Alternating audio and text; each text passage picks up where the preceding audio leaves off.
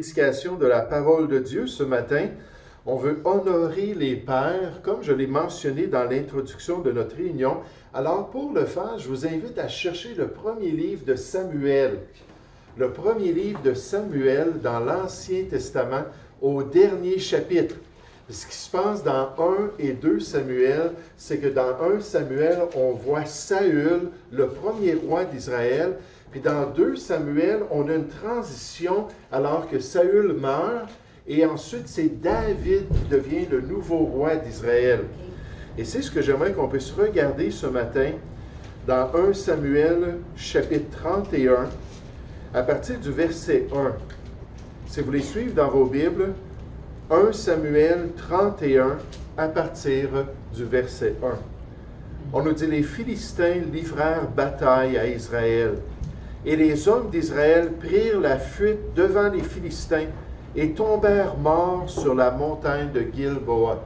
Donc, un événement vraiment tragique, une guerre entre les Philistins et le peuple juif. Et les Juifs sont battus par les Philistins. Verset 2.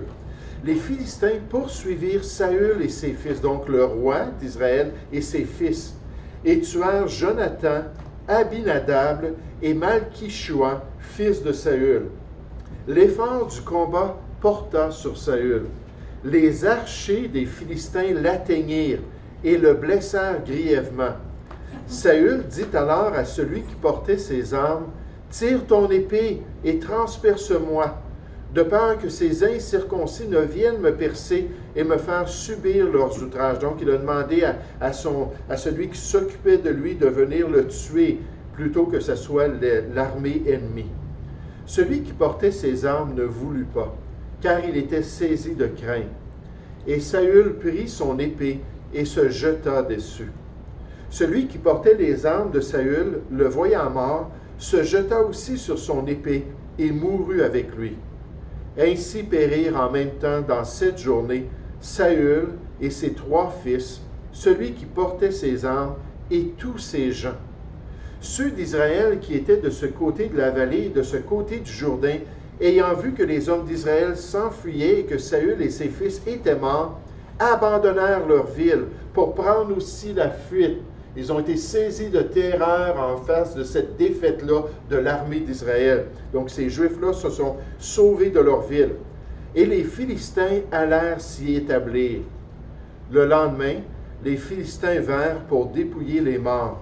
Et ils trouvèrent Saül et ses 3 fils tombés sur la montagne de Gilboa. Ils coupèrent la tête de Saül, enlevèrent ses armes. Puis ils firent annoncer ces bonnes nouvelles par tout le pays des Philistins, dans les maisons de leurs idoles et parmi le peuple. Ils mirent les armes de Saül dans la maison des Astartés, et ils attachèrent son cadavre sur les murs de Beth-Shan. Lorsque les habitants de Jabès en Galaad apprirent comment les Philistins avaient traité Saül, tous les vaillants hommes se levèrent, et après avoir marché toute la nuit, ils arrachèrent des murs de Beth-Shan le cadavre de Saül et de ceux de ses fils. Puis ils revinrent à Jabès où ils les brûlèrent, ils prirent leurs os et les enterrèrent sous le tamari à Jabès. Et ils jeûnèrent 7 jours. Ce matin, j'aimerais parler sur les vertus d'un bon père. Les vertus d'un bon père ou les vertus qu'un bon père devrait désirer posséder dans sa vie et nécessairement des vertus pour chacun de nous. Puis j'aimerais qu'on puisse regarder l'exemple des habitants de Jabès. Là, on a vu la bataille, on a vu la défaite d'Israël. Saül, le premier roi d'Israël qui meurt, lui qui s'était détourné de Dieu, qui meurt sur le champ de bataille avec Jonathan et les autres fils. Donc, toute la lignée de la famille est décédée là, lors de ce combat-là. Mais j'aimerais qu'on mette ça de côté et qu'on se concentre sur des gens qui sont décrits comme étant vaillants. Des hommes vaillants, des habitants de la ville de Jabès. Regardez encore au verset 11. On nous dit, lorsque les habitants de Jabès en Galaad apprirent comment les Philistins avaient traité Saül, tous les vaillants hommes se levèrent. Et après avoir marché toute la nuit, ils arrachèrent des murs de Beth-Shan le cadavre de Saül, leur roi, n'est-ce pas, de loin de l'Éternel, et ceux de ses fils, Puis ils revinrent à Jabès, où ils les brûlèrent, et ils prirent leurs os, et les enterrèrent sous le tamaris à Jabès, et ils jeûnèrent 7 jours. » Alors que je priais pour trouver le passage biblique que le Seigneur désirait que je partage ce matin, alors que je cherchais la face de Dieu, il y aurait toutes sortes de passages que j'aurais pu présenter. Toutes sortes de textes bibliques où on nous présente des vertus d'un bon père. Puis je pensais à cela, je pensais à Noé. N'est-ce pas, Noé, il a habité dans un temps très, très difficile. Il avait une piété qui était profonde. Il avait une obéissance à cette grande tâche que Dieu lui avait donnée de construire cette arche. Il avait une influence profonde sur sa famille alors que ses garçons et ses brus sont venus avec lui pour accomplir cette tâche. Ils sont rentrés dans l'arche. J'aurais pu me concentrer sur Noé. J'aurais pu parler d'Abraham. Abraham qui avait tout abandonné pour suivre l'appel de Dieu.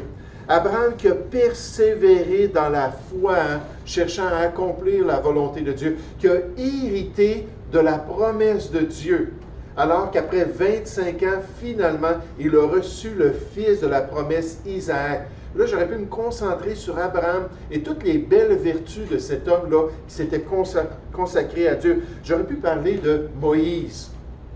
Moïse, le dirigeant intrépide, le dirigeant courageux, l'homme le plus patient sur la terre à cette époque-là, le texte biblique nous dit. L'homme qui connaissait Dieu face à face et qui a été un bon ouvrier, d'après Hébreux chapitre 3, dans toute la maison de Dieu. Là, j'aurais pu regarder ces vertus-là. Là, je priais, Seigneur, il y a tellement de passages, il y a tellement dans le Nouveau Testament d'instructions concernant les pères. Qu'est-ce que je fais? Là, tout à coup, Dieu me met à cœur les habitants de Jabès en Galaad. Je veux que tu parles de ces hommes-là particulièrement. Et ce matin, j'aimerais qu'on puisse considérer leurs vertus. Et 2 vertus particulièrement importantes pour les pères et nécessairement importantes pour nous en tant que chrétiens. Et ce sont des vertus qui sont inspirées de Dieu. Ce que je veux dire, c'est que 1 Samuel, chapitre 31, Dieu a dit « Je veux ça dans ma parole ». Son esprit a poussé Samuel à mettre ces vérités-là, pas Samuel, mais la personne qui a écrit 1 Samuel, à mettre ces vérités-là dans la parole. Et quand c'est inspiré de Dieu, quand c'est dans la Bible nous dit que c'est utile pour l'enfant de Dieu. Toute écriture est utile pour nous enseigner. Alors ce matin, je vous encourage à ouvrir vos cœurs et à vous disposer spirituellement pour voir ces belles vertus-là qui nous aident à apprécier les pères, puis à apprécier les qualités particulières qu'ils ont. Puis dans notre texte, ce n'est pas seulement des pères. Juste en passant, je vais me concentrer sur les pères. Puis il y avait aussi des célibataires. Puis il y avait des jeunes hommes qui se sont joints à ces pères-là, qui se sont levés pour faire quelque chose de vraiment agréable au Seigneur. Quelque chose qui a plu à notre Dieu. Donc ce matin, j'aimerais qu'on considère ces 2 vertus. La première vertu, c'est qu'un père, pour être un bon père, doit être courageux.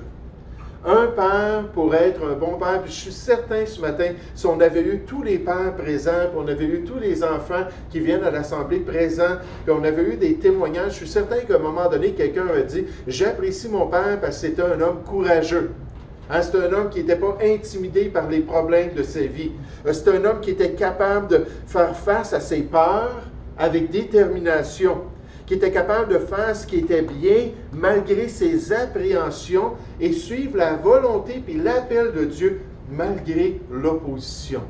Ça prend des gens courageux dans nos églises. Puis nous, en tant que chrétiens, peu importe si on est un père, Dieu nous appelle au courage. Il nous appelle à être prêts, à être courageux dans ses voies. Maintenant, c'est quoi le courage? Un auteur a dit, le courage est la résistance en face de notre peur.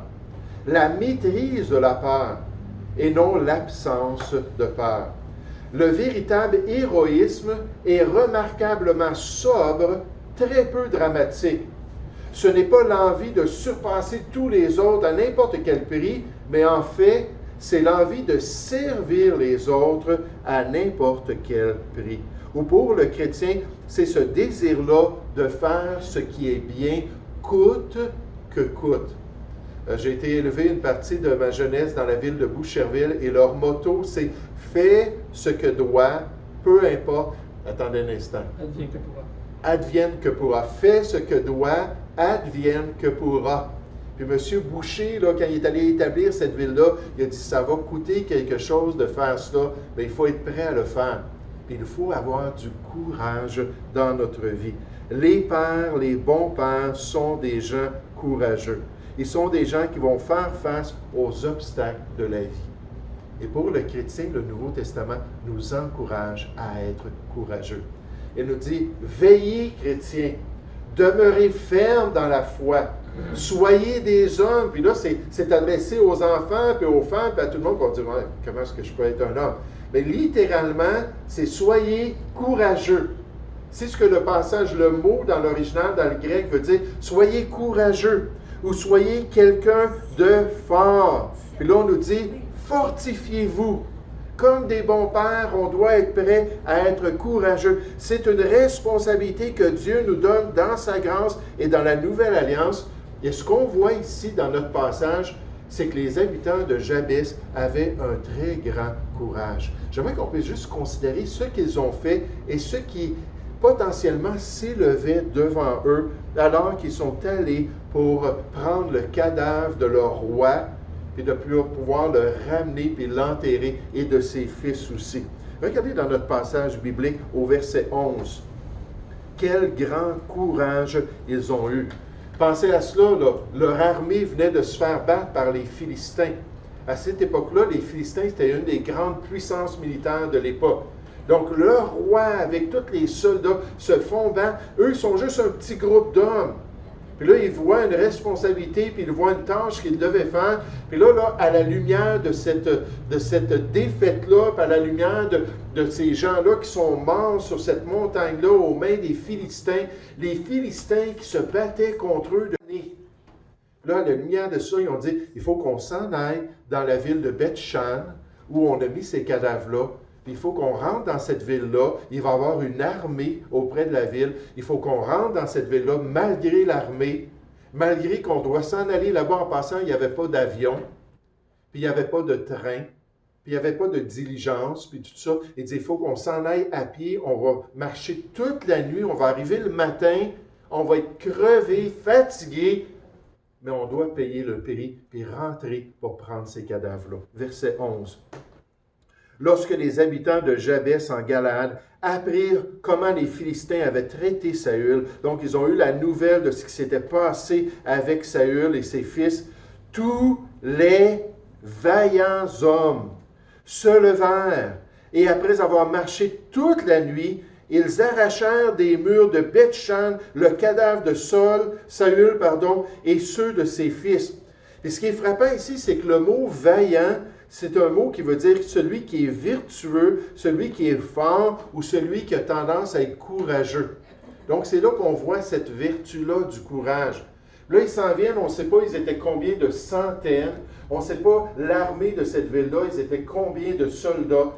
Mais d'une manière ou d'une autre, il n'y a pas eu de conflit, il n'y a pas eu d'opposition. Ils les ont vus arriver, là, déterminés. Ils avaient choisi de mourir pour faire ce qui est bien aux yeux de leur Dieu, pour être une bénédiction pour leur peuple. Ils ont dit, on rentre chez l'ennemi, puis on prend ces cadavres-là. Puis là, c'est comme si Dieu là, a béni leur vertu, puis il n'y a personne qui s'est opposé. Ils sont rentrés, ils ont pris les cadavres, ils sont partis de là. Mais pensez-vous que ça prenait du courage pour faire cela? Terriblement de courage, n'est-ce pas? Ils s'en allaient, c'était suicidaire ce qu'ils étaient prêts à faire. Ils allaient mourir là, pour ce désir-là de faire ce qui est bien. Le futur roi d'Israël, après la transition, c'était David. Puis David a dit ceci concernant ces gens. Il a dit, soyez bénis de l'Éternel, que Dieu vraiment vous accompagne, que Dieu vraiment vous montre son approbation, puisque vous avez ainsi montré de la bienveillance envers Saül, votre maître, et que vous l'avez enterré. Vous étiez prêts à faire ça, à risquer votre vie, puis faire ça. Et maintenant que l'Éternel use envers vous de bonté et de fidélité, moi aussi je vous ferai du bien, parce que vous avez agi de la sorte. Puis David, c'était quelqu'un qui était sensible envers les gens vertueux. C'était quelqu'un qui aimait ça, s'entourer de personnes qui vraiment voulaient faire ce qui est bien, coûte que coûte.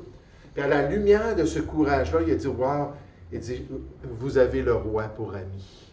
je vais toujours être là pour vous, après avoir fait une telle chose. La question pour nous ce matin, en face du miroir spirituel des Écritures, c'est est-ce que nous sommes des gens courageux? Est-ce qu'on est en mesure de faire face aux dangers dans notre vie et à continuer à faire ce qui est bien? Et comme on a besoin de pères qui ont du courage, on a besoin de mères qui ont du courage avec les temps difficiles dans lesquels on se trouve, on a besoin de jeunes qui ont du courage pour faire ce qui est bien.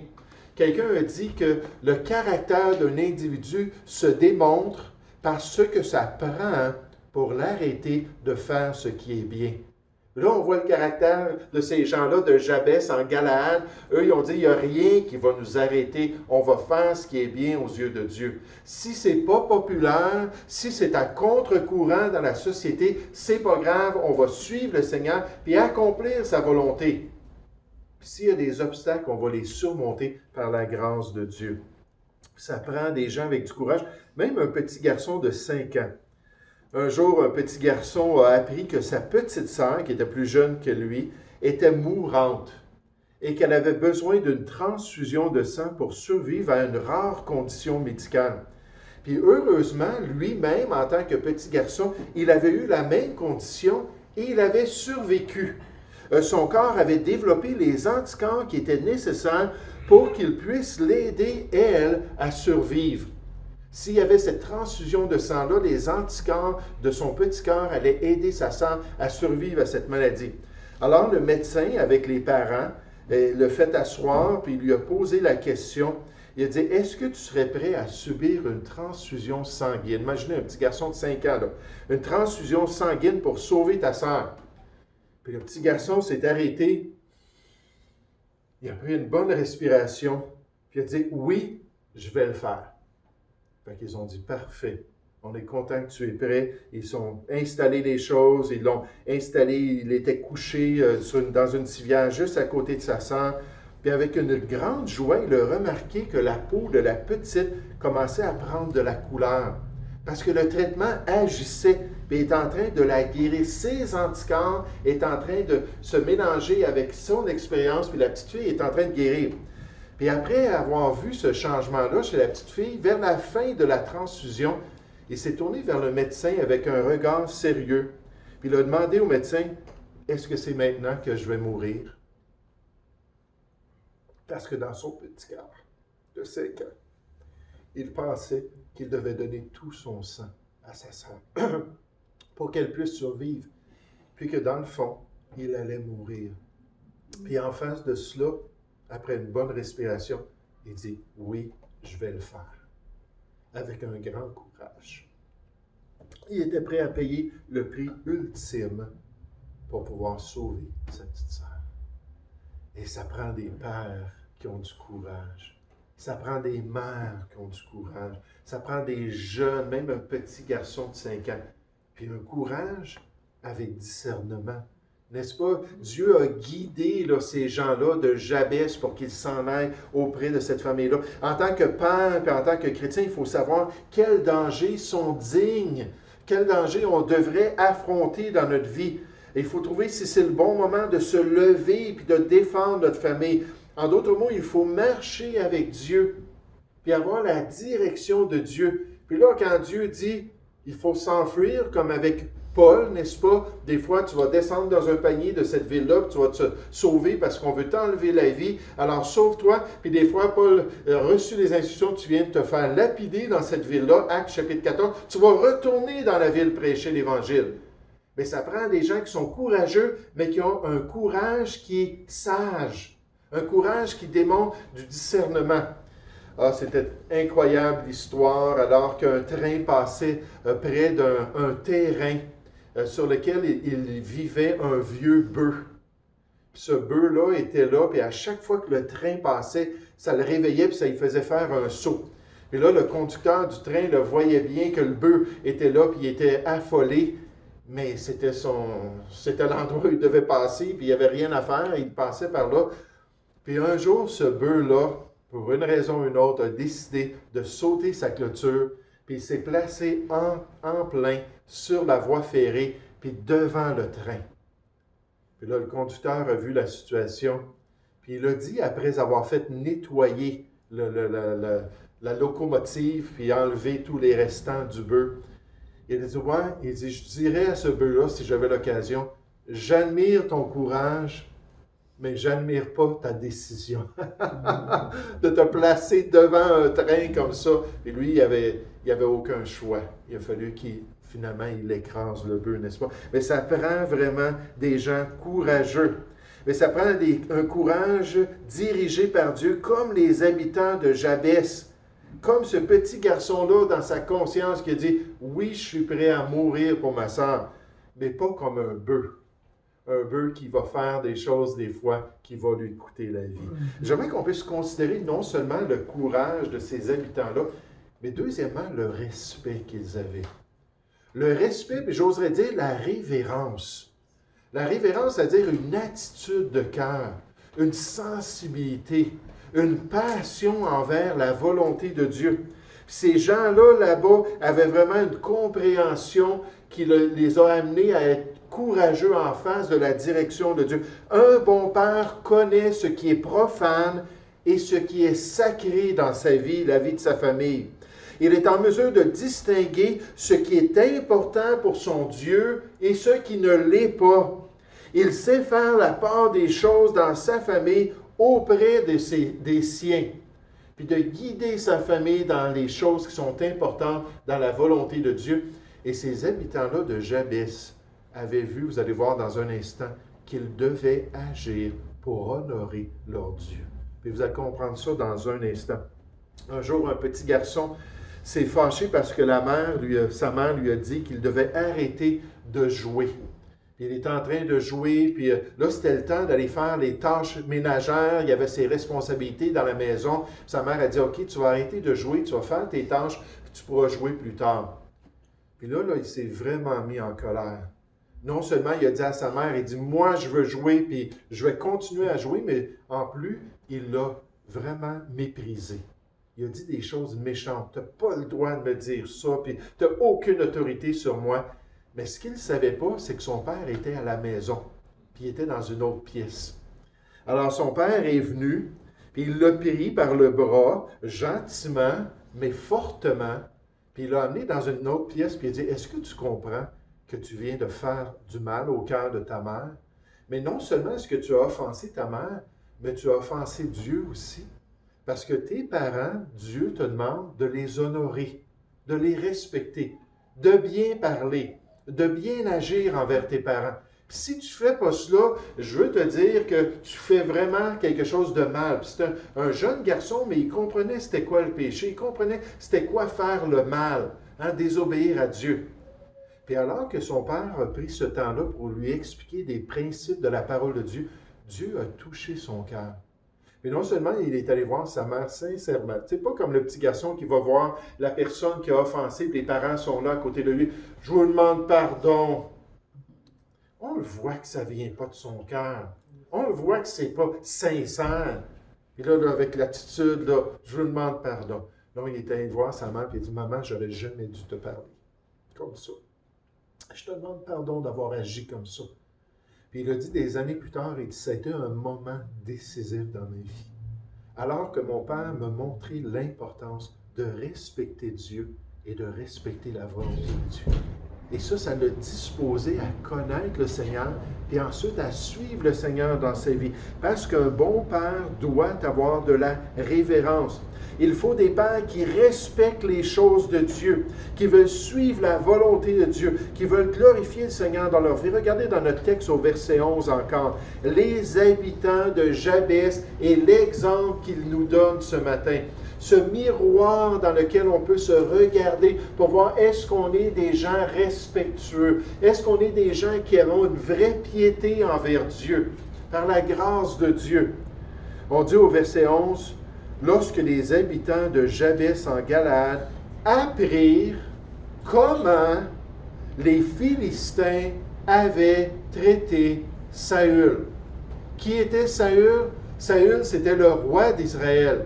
C'était loin de l'Éternel. Celui qui avait reçu l'onction de Samuel lui-même pour dominer sur le peuple. Celui qu'à quelques occasions, David, puis certainement ça s'était répandu dans le peuple. David avait l'occasion, Saül était là, puis Dieu lui avait permis d'être testé pour voir s'il allait mettre la main sur le roi d'Israël, sur loin de l'Éternel, puis David n'a pas voulu le faire.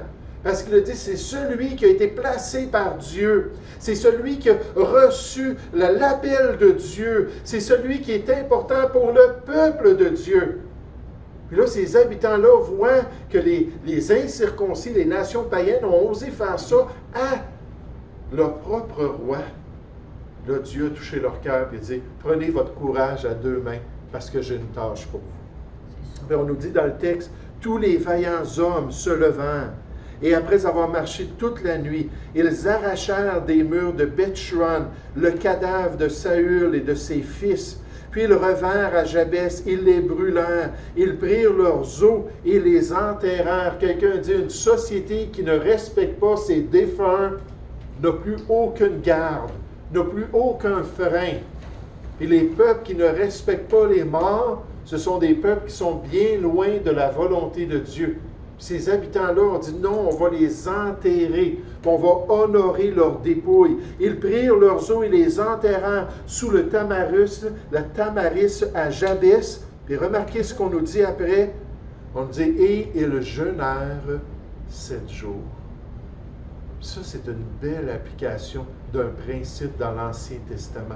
Non seulement ils avaient une grande tristesse envers la perte qu'ils venaient de vivre, non seulement ils étaient démolis dans leur cœur à cause de l'échec de l'armée d'Israël. En plus de cela, c'était leur roi, loin de l'Éternel et ses fils, qui avaient été traités ainsi. Et devant tout cela, ils ont fait tout ce qu'ils pouvaient pour honorer les défunts et ensuite pour se purifier devant leur Dieu. Pourquoi? Parce que dans l'Ancienne Alliance, avec la présence du tabernacle de Dieu, la présence de Dieu dans l'Ancienne Alliance, Dieu avait dit, celui qui touchera un mort, un corps humain quelconque qui est décédé, sera impur pendant 7 jours. Et on dit, qu'est-ce que Dieu nous commande? Qu'est-ce que la loi de Dieu nous révèle? Et même, ils sont allés plus loin parce qu'ils devaient rester loin du temple ou du tabernacle de Dieu pendant 7 jours, mais ils ont jeûné pendant 7 jours, avec une profonde révérence pour l'œuvre de Dieu. Malgré qu'ils n'avaient pas le roi pour les surveiller, malgré que les sacrificateurs, les grands prêtres n'étaient pas là pour leur dicter la volonté de Dieu, de tout cœur, étant libres devant Dieu de leur propre volonté, ils ont cherché à faire ce qui était bon, droit et biblique pour honorer leur Dieu. Qu'est-ce qu'on fait en tant qu'individu lorsque le pasteur n'est pas là dans notre vie? Qu'est-ce qu'on fait en tant qu'individu lorsqu'on n'a pas d'autres chrétiens qui nous surveillent? Peut-être que lorsque nos parents qui sont chrétiens ne sont pas là pour nous dicter la volonté de Dieu. Est-ce qu'on est prêt dans la solitude à faire ce qui est bien pour la gloire de Dieu? Vous savez, pour un chrétien, ça devrait être normal parce qu'on ne fait pas les choses pour les hommes. On ne fait pas les choses pour plaire au pasteur. On ne fait pas les choses pour plaire à nos parents. Si on est vraiment un enfant de Dieu, quand on est seul, on devrait être prêt à faire ce qui est bien pour la gloire de Dieu. Paul le dit, « Ainsi, mes bien-aimés, en tant que chrétiens, comme vous avez toujours obéi, c'est ça votre tendance, c'est ça votre caractère, travaillez à votre salut avec crainte et tremblement, le salut que vous avez reçu en Jésus-Christ, développez-le, non seulement comme en ma présence, mais bien plus encore maintenant que je suis absent, car c'est Dieu qui produit en vous le vouloir et le faire selon son bon plaisir. Comme c'est merveilleux lorsque des bons pères marchent avec le Seigneur. Comme c'est merveilleux lorsque les chrétiens sont dirigés par la parole de Dieu. Puis ils ont une révérence, puis un respect, puis une obéissance envers le Seigneur qui fait qu'ils soient avec leurs amis chrétiens ou qu'ils soient seuls, ils vont continuer à faire ce qui est bien. Combien de fois dans les épîtres aux Corinthiens, Paul parle aux Corinthiens, il dit, si je vais chez vous, je vais régler les choses. Si je vais chez vous, je vais vous montrer que la puissance de Christ est en moi. Puis là, il le menaçait, puis ils avaient presque besoin qu'il soit présent, parce qu'à chaque fois qu'il était présent au milieu d'eux, il faisait ce qui était bien, il partait, Puis là, tout de suite, leur réputation le rattrapait. Il était obligé d'écrire les 3 épîtres qu'il a envoyées. 2 qui sont inspirées, puis une qu'on n'a pas, malheureusement. Mais pourquoi? Parce que c'était des gens qui étaient immatures, ils étaient des enfants en Christ, ils avaient besoin de surveillance, ils avaient besoin d'une autorité pour établir les bornes dans leur vie. Mais un bon père, un bon chrétien devrait marcher avec le Seigneur et il n'a pas besoin d'aucune surveillance. Encore une fois, je vous rappelle cette histoire, cet homme d'affaires qui avait pris un autobus et qui était parti pour aller à une rencontre à cause de son commerce. Et c'était plusieurs jours d'autobus, puis c'était la seule manière qu'ils pouvaient se le permettre. Puis alors qu'ils étaient en autobus, l'autobus a eu un bris mécanique. Ils sont arrivés dans un village, puis là, le mécanicien est allé voir, le chauffeur est allé voir un mécanicien, ils ont regardé la situation, ils ont dit « Oui, on va avoir la pièce, mais seulement demain ». Puis alors qu'il leur disait ça, là, le chauffeur s'est tourné vers les 45 personnes qu'il y avait dans l'autobus, puis il a dit « On va devoir prendre une chambre d'hôtel, puis c'est la compagnie nécessairement qui va payer pour votre chambre d'hôtel, puis on va être retardé jusqu'à demain, on repartira demain. » Et là, ce chrétien-là qui était là, il y avait une dame à côté de lui qui était présente, puis elle s'est tournée vers lui, puis une femme qui était jolie, très attrayante, puis elle dit « Est-ce qu'on prend une chambre à 2? » Il y avait une alliance, c'était un mari puis un père de famille, là. Puis elle voyait bien son alliance, mais pour elle, ça ne la dérangeait pas. Est-ce qu'on prend une chambre à 2? Est-ce qu'on va coucher ensemble ce soir? Puis il a regardé et dit, moi je suis chrétien. Il dit, je ne pourrais pas faire ça. Un peu comme, n'est-ce pas, Joseph, quand la femme de Potiphar est venue lui dire, couche avec moi à chaque jour, couche avec moi, couche avec moi. Il dit, je ne pourrais jamais faire ça à ton mari, qui m'a tout donné, la permission de faire ce que je voulais dans sa maison. Et deuxièmement, je ne pourrais jamais faire ça à mon Dieu. Jamais me lever contre la volonté de Dieu. Oh, quelle bénédiction pour l'Église lorsque les pères, lorsque les chrétiens sont respectueux, lorsqu'ils sont sensibles envers la parole de Dieu, lorsqu'ils sont prêts à être tout ce que le Seigneur veut qu'ils soient. On nous dit dans les Écritures, c'est pour cela qu'il est dit, réveille-toi, toi qui dors. Si on n'a pas ces vertus-là, si on n'est pas en train de marcher avec le Seigneur, si on n'est pas dirigé par l'Esprit de Dieu qui produit en nous le vouloir et le faire, mais réveille-toi, toi qui dors, relève-toi d'entre les morts et Christ t'éclairera. Prenez donc garde de vous conduire avec circonspection, avec un respect profond et une vie chrétienne sérieuse envers les choses de Dieu.